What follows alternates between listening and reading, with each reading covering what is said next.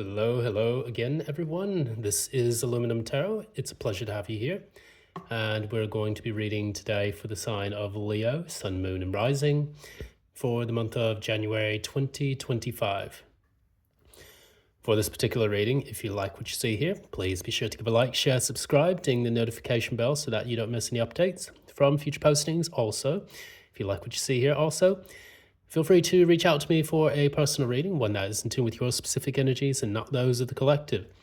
So we're already moving into January, pretty much a third the way there. So it's going to be at a breakneck speed from here on out. This is the whole, I guess, magic behind getting older is that things tend to speed up more and more.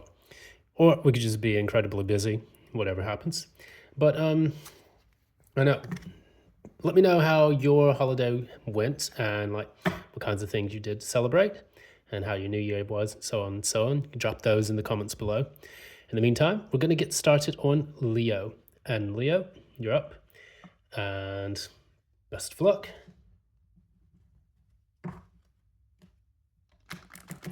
Leo, Sun, Moon, Rising for January 2025.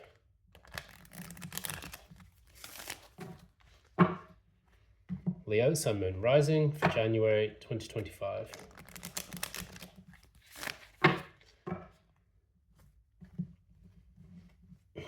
Leo, Sun, Moon, Rising for January 2025.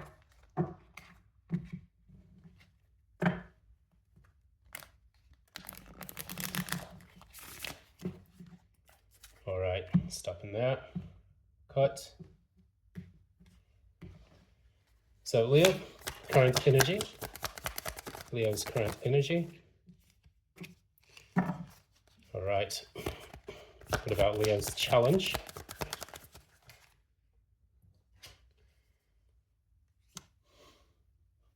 All right. Recent past. Oof.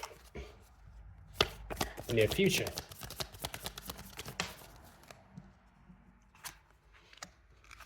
Oh, that's pretty good. What about the core energy? Hermit. It's like the crown. Eight of Wands, that's good. And the penultimate outcome for January 2025. Penultimate outcome for January 2025.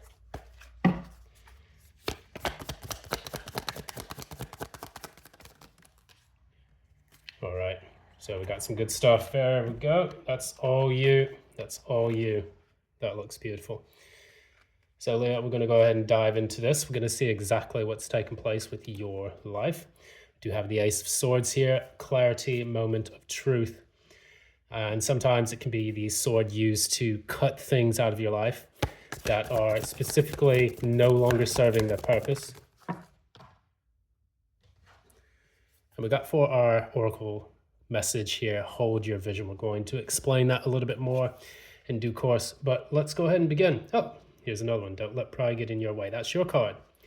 So here's what we see here. We have the King of Pentacles in the reverse with Seven of Wands in the challenge. So with the King of Pentacles in the reverse, this talks about someone who they could be a bit roughshod when it comes to the way they work.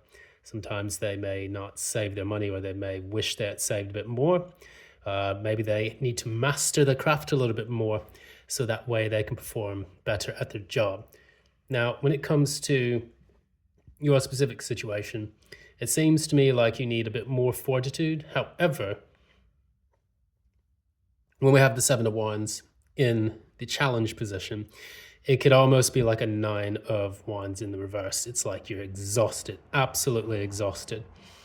And the challenge for you is pushing forward and defending your position where you are now. So if you're a Leo and you have this King of Pentacles in the reverse, you could be currently dealing with, a bit difficult economic times and situations. Or you may even be facing a King of Pentacles in the reverse, someone who is a bit greedy and selfish and who doesn't really play by the rules, doesn't offer any stability for your specific position in their life. So it could be work related, is what I'm getting here intuitively. And with this Ace of Swords here, you may be cutting this all out altogether. Now, the recent past, you had the injustice. Well, the justice in the reverse, which represents a sense of injustice, a sense of feeling wronged or slighted by someone that you have a contract with or that you have a close personal relationship with. It could be unfairness due to legal issues as well.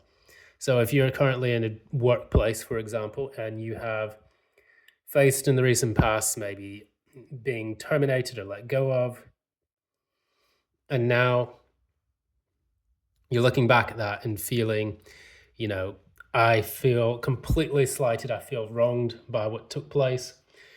You may want to look at this reading a little bit more in depth. So what is the justice in the reverse about? No, crap. Okay, so we have the several cards. 4 cards. All right, here we go. Here's how I'm going to read this. There are a lot of cards that popped out. We have Temperance in the reverse, number 1. There was a situation where there was a lack of equal give and take, a lack of balance, things that kind of set you off a little bit, and gave you a little bit of mental instability as well, or instability in general. Judgment sign, getting called up, and then someone doing something devious or sneaky. I don't see this as being strategic in any way, shape, and form in this particular reading, leading to the 3 of Swords.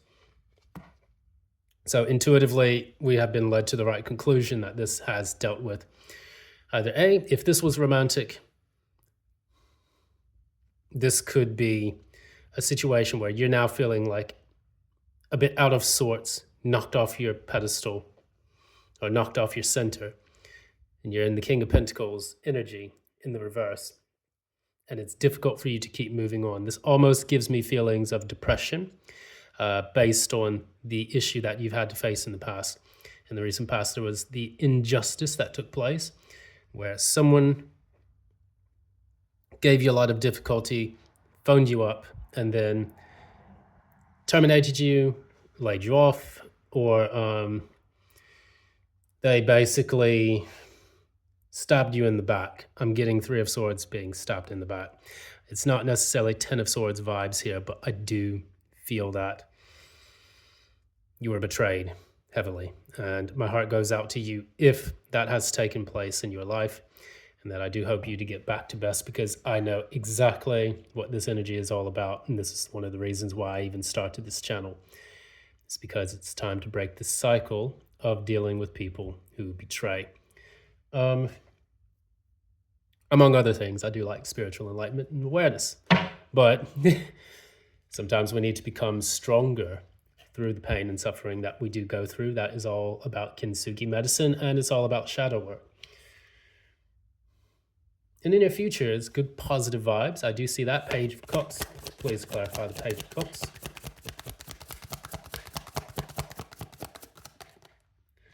Two of Wands and 2 of Cups in the reverse. You got 2 2s. What I get from here is that you're going to have someone who is basically contacting you, and what they want to do is give you an offer of something. You're going to look at it, you're going to plan accordingly and decide, weigh the options and the choices. Oof. Okay, we're back. Sorry about that. The camera stand decided to fall over, but we got, and we're going to move on. So what happens is in this, you have this new offer, you're going to weigh it carefully, and you're going to also look at it with a bit of dispassion, in the sense that you're going to try to be as logic and as concise as you can be when it comes to looking at this new offering. It could be a job, could be an apology from someone. So say, for example, you get laid off and then the company apologizes and wants to keep you in kind of like their orbit as a way of getting reduced costs for content or for goods and services or anything of that nature. What this talks about is you're going to look at it from a very dispassionate point of view. I mean, there are options. I can stay, I can leave. I don't have to put my heart or soul into all of this. What you see is what you're going to get. And I'm not going to, you know, do the most like I did in the past. So, I mean, at least you're getting some kind of communication. If you get communication from a new job, however, what you could say is that, I received this offer. It looks like a wish come true, possibly, or at least a small offering of something. I'm not going to jump head first into this. I'm going to be a bit more cautious. I'm going to think it over because I have options that I want to explore across the board. And I don't want to just jump at the first opportunity. So at the very core of you, you're going within. You're going in hermit mode. You're trying to analyze and ascertain what went wrong with the previous situation. If this was a relationship, you're going to be thinking about, well, why did this happen? Why did he or she break up with me? Why did I have to experience that level of pain? What is this teaching me about my specific actions and things that I have done? Or you could just simply just be Netflixing and chilling all by yourself and not wanting to be bothered with the outside world. Clarify the hermit.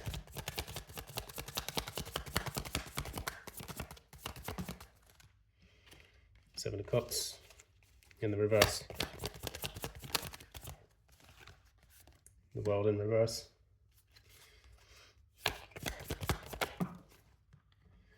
There's Pentacles in the... Oh, God.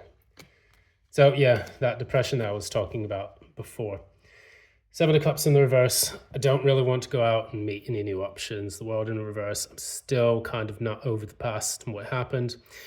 Ace of Pentacles in the reverse means that I don't feel like anything new is coming in that really, really resonates with me and that's going to provide me the stability that I need. And the Nine of Swords, which means I'm still stuck in my head and it's giving me grief. Eight of Wands is at your crown position. And what this tells us about... What is the Eight of Wands about? What is the Eight of Wands about? Oh, well, the thing that we were talking about earlier, the Ace of Swords. You want to... Part of you wants to rush back in and offer and receive clarity about the situation. And there we have it. Two of Pentacles in the reverse. And what else? Clarify. Five of Swords in the reverse. So what we see here is that we have the Eight of Wands, which means that you want to take decisive communication with someone after receiving this clarity. That Ace of Swords, we saw that in the beginning. It was at the bottom of the deck. Now it's popped out and it's become a part of your reading at the core, at the crown energy. This is precisely what you know about the situation and the direction everything is taking. So when you have the Ace of Swords, Two of Pentacles in the reverse, you're dropping everything. You just kind of want to say, look, I don't want this drama. I'm really kind of tired of the situation. Let us go ahead and move on. Or this needs to be cleared up if you're going to continue speaking to me. If this was, for example, someone that dumped you, you're like, look, we need to talk about this. I don't want any drama, but we do need to talk about this. If this was a job, hey, what you did was not right. I don't want to be in a situation that's going to be toxic and people are trying to stab each other in the back, trying to win at all costs and things of that nature. Normally when I work, it's something that I'd normally put my heart and soul into. With this Two of Pentacles in the reverse, you're not juggling responsibilities anymore. You're dropping everything. So what you're doing here in the near future, you have the Hierophant in the reverse. You have the Knight of Wands and the King of Wands, which is a great progression through these two court cards. So this is your Leonian energy coming out. Hierophant in the reverse means that you're not going to commit to anything. You're also going to be a bit more unconventional in your approach to either love or dating or potentially work. Knight of Wands and the King of Wands means that you're going to move into a period in which you're just kind of floating around, dating a bit, smashing around a little bit, spinning plates, as they sometimes call it. And then you're going to move into the King of Wands, where you're going to really try to, bolster up the charm when it comes to your dating life. If this is related to your job, you're going to just say, you know what, I'm not committing to anything right now. Let me go out there, put my resume out as many times as possible. So you're Knight of Wands, moving around quite a bit, across the map until you get into something that's going to make you feel like the King of Wands, which can be an entrepreneur, but it could also be someone who takes the initiative when they receive the offer that they need. So this is all about holding your vision.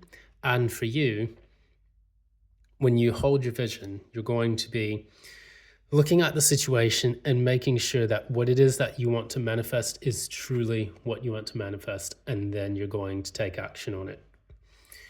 When you hold your vision, you give yourself a foundation for setting in the immaterial world, the nominal world. You're naming what is going to be birthed into creation.